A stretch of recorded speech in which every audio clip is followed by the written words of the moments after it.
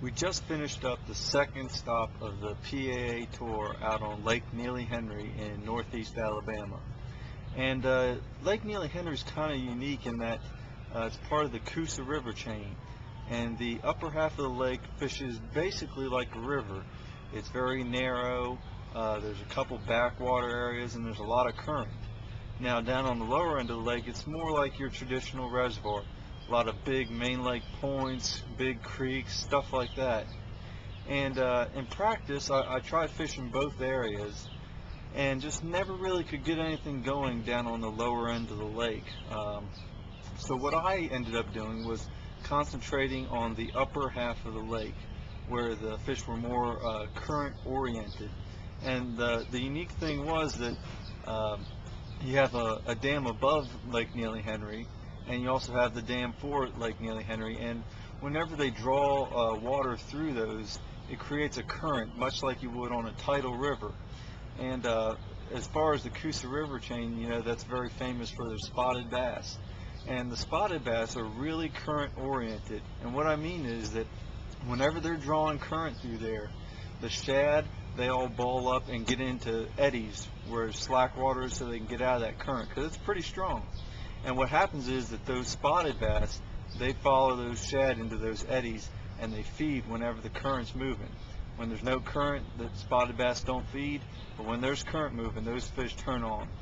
So what I did is I actually found a spot. It was actually the discharge for a steam power plant. And the unique thing about that deal was that even if they weren't drawing current through the two dams, you would have current coming through that discharge. So it gave you a little bit longer feeding time for those spotted bass than you would on any other spot.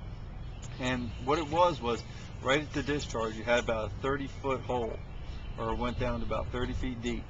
And then probably about 25 yards down from that, it came up to about a 12-foot hump. And on that hump, you had a couple of stumps and 3 or 4 snags in about 12 to 10 feet of water.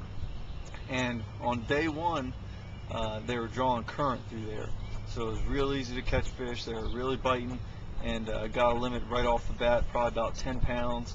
Came back later in the day and caught a 4-pounder and pushed my limit up to about 14 pounds or so. But on day two, for some reason, they weren't discharging current through there. The fish were a little bit more lethargic, and I had to really work to get those fish to bite. And the key bait for me there was throwing a shaky head and letting it drift with the current. And you just shake it along as it drifted down through the snags and through the stumps. Now, one of the most important things about that was finding out the right weight for the shaky head, because if you use too light of a weight, it would just wash right down the river real quick, and the fish never got a good look at it. If you use too heavy a weight, it didn't have that good drift, and the fish just didn't seem to pick up on it as well. So what I ended up doing was I was using a 1/4 ounce Picasso shakedown shaky head, and I used 2 different baits with that.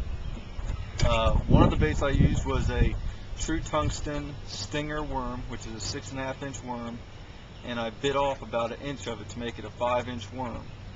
Now this worm, it's a hand poured worm, so it's really soft, it has a lot of action to it, and I was using it in what they call the G-bug color, which is basically just Bama bug, which is a laminate color of green pumpkin and June bug. And I would just throw this bait out and let it slowly drift down this little shoal, and I would just shake it every now and then, and those spotted bass would come out, and they would take it pretty good. I didn't lose a single fish all week, and never broke one off. The other bait that I was using was a 4-inch finesse worm by Net Bait in the Bama Bug red color, which is the same thing except it also has some red flake in it. And I would alternate between these 2 different worms just to give them a different look. One was a little bit bigger than the other one, and the other one had that little bit of red flake in it. I think it gave you just a little different something for those fish to look at. The rod and reel that I was using a American Rodsmith's Mag Strike 7-foot medium action shaky head rod, and I paired that up with a Quantum Energy PTI 30 spinning reel. And a lot of people think that that's too big of a spinning reel to be using for shaky head fishing, but I actually like going with a bigger spinning reel. One, because it just seems like the gears are a little bit better made on them. They withstand the abuse that you have from setting the hook and fighting those big spotted bass. And two, it comes with a bigger spool, and that bigger spool allows you to hold more line, and it also creates less line memory, so you get fewer twists in your line. As far as the line goes, I was using a 12-pound P-line, extra strong copolymer, and a lot of people would think that's kind of heavy for shaky head fishing, but it was fairly muddy water, so you could get away with heavier line. And I've just found that the P-line extra strong copolymer it doesn't seem to have as much memory as some of the other lines. I hardly ever break a fish off, and it's just a real tough line. As far as the presentation, I would just throw it out towards the bank, slowly work it back to the boat, and as I was working it back, it would slowly drift along. And one of the real keys was that all the fish I weighed in on this tournament came from that 150-yard stretch of water. And a lot of guys would come in there, they'd fish for 15 or 20 minutes, they'd catch maybe one or none, and then they'd move on. But I really sat there, especially on the second day, I sat there for 8 hours and just made the same cast over and over again on this one little hump. And you really had to force them to bite on that second day because they weren't drawing as much current. If you just moved through there real quick, you'd be lucky if you got a bite, but if you made the same cast over and over again, eventually you'd get one to bite. It seemed like about every 15 minutes or so I'd catch a keeper. And then when you did catch one, it seemed for like the next 5 to 10 casts, you'd get bites because it activated that school, they'd all get fired up and you could catch them.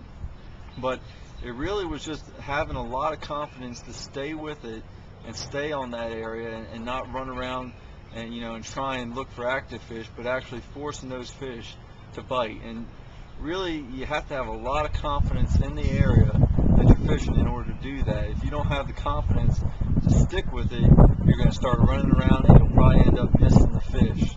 And I think that was the problem a lot of guys had in this tournament, was they were trying to run to too many different spots, whereas I stayed on basically one spot the entire tournament and was able to get a good finish out of it. I actually ended up finishing 16th. And was just about a half a pound out of the top 10. So really I have no real complaints about the tournament. I didn't lose any fish, didn't break any off, and really I think with what I found, I did about as best a job as I could. So next we're moving on to Lake Wheeler for the Bass Open. Hopefully we can get something going there too and keep this hot streak going.